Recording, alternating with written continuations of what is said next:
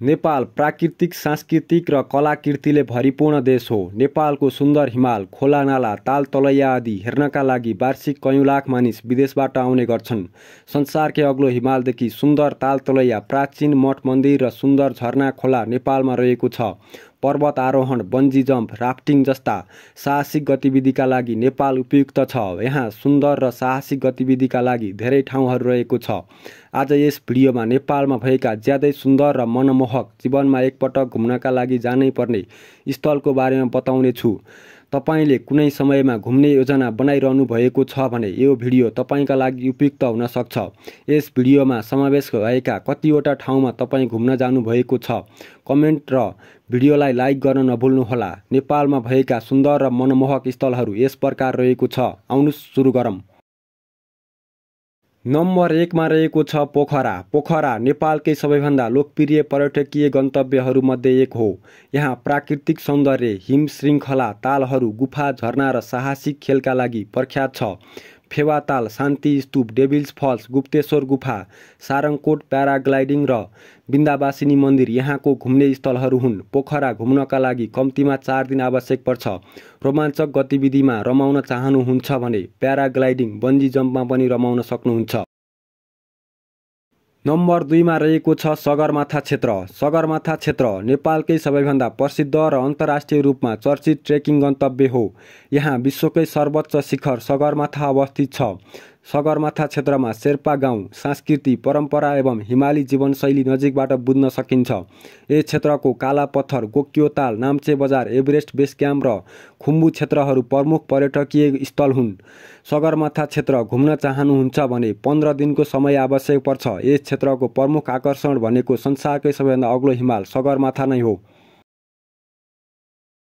Number 3 मा रहेको छ चितवन राष्ट्रिय निकुञ्ज। चितवन राष्ट्रिय निकुञ्ज नेपालकै सबैभन्दा पुरानो राष्ट्रिय निकुञ्ज हो।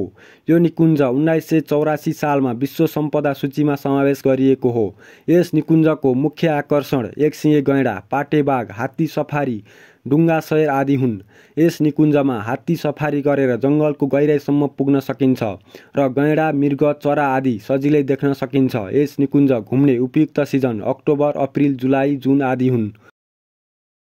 नम्बर 4 मा रहेको छ लुम्बिनी। लुम्बिनी नेपालको दक्षिण पश्चिम भागमा रहेको छ। लुम्बिनी एक पवित्र बौद्ध तीर्थस्थल हो। लुम्बिनी पनि विश्व सम्पदा सूचीमा समावेश रहेको छ। मायादेवी मन्दिर, अशोक स्तम्भ, लुम्बिनी उद्यान र बौद्ध मठहरू यहाँको मुख्य आकर्षणहरू हुन्।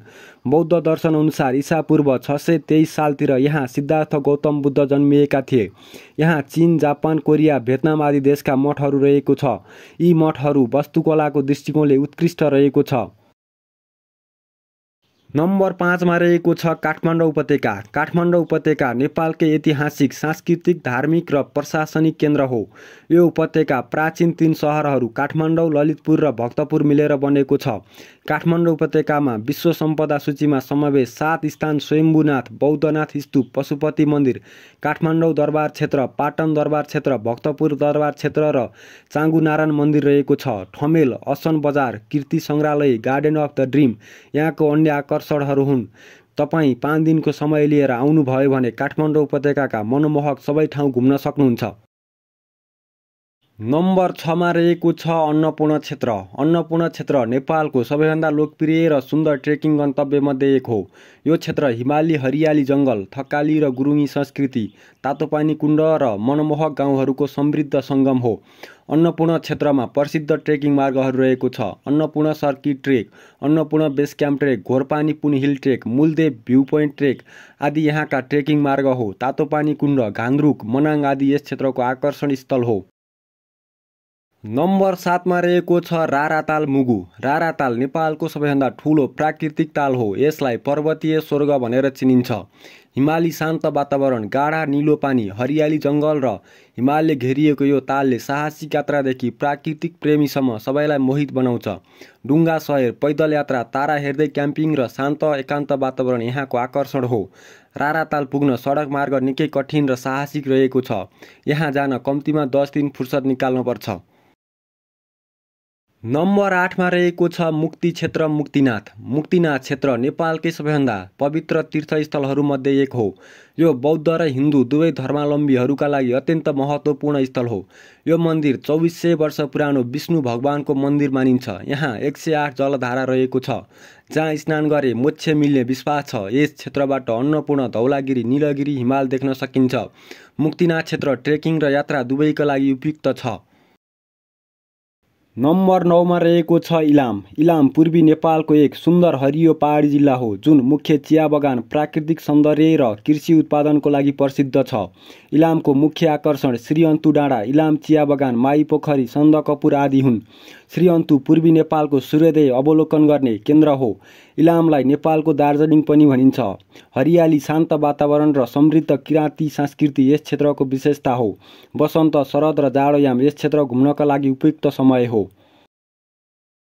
नम्बर 10मा रहेको छ बन्दीपुर। बन्दीपुर नेपालको गण्डकी प्रदेशमा पर्ने ऐतिहासिक पहाडी सहर हो। यो वास्तुकला, शान्त वातावरणको लागि प्रसिद्ध छ। बन्दीपुरको मुख्य आकर्षण पुरानो नेवारी बस्ती, वास्तुकला, टानी महल, ठुलो थान मन्दिर, सिद्धि गुफा र शान्ति साहित्य सांस्कृतिक पुस्तकालय हो।